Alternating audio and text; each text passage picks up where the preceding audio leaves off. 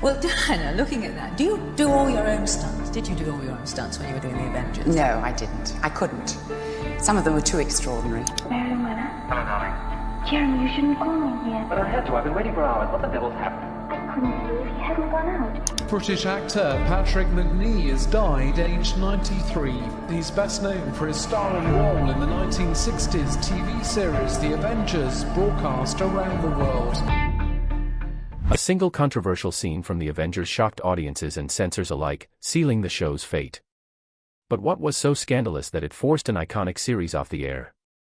More than half a century later, the answer remains one of television's most intriguing mysteries. In the early 1960s, British television was in the middle of a creative awakening. The BBC and independent television were competing fiercely, experimenting with bold ideas and pushing boundaries to meet a growing appetite for stylish, intelligent entertainment.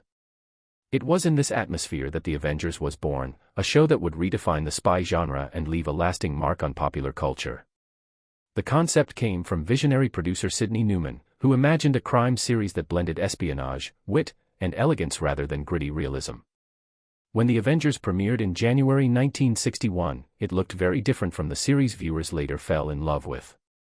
The original lead was Dr. David Keel, played by Ian Hendry, with Patrick Macnee's John Steed appearing as a mysterious supporting agent. Early episodes followed a fairly traditional crime procedural format. Everything changed when Hendry departed after the first season. Forced to rethink the show, producers elevated Steed to the center and reinvented him. Gone was the trench-coated agent.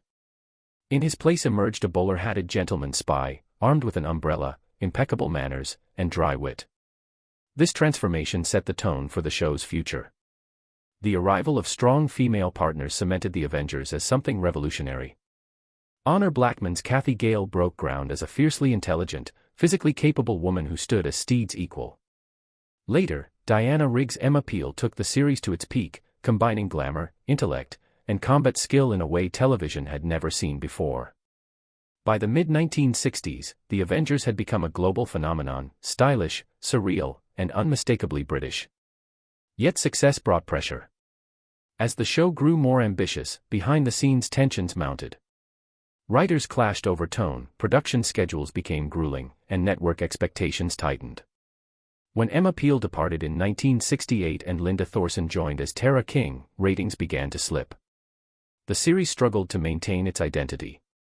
Then came the infamous scene. Accounts differ, but all agree it crossed an invisible line. Unlike the show's usual campy violence and playful menace, this moment reportedly ventured into unsettling realism, possibly involving psychological cruelty or disturbing implications deemed inappropriate for primetime television. Censors reacted swiftly. The episode was pulled, allegedly before wide broadcast, and never officially released. What remains are rumors, second-hand descriptions, and speculation.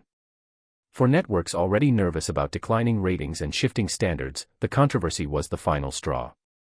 Advertisers grew wary, executives lost confidence, and in 1969 The Avengers was cancelled.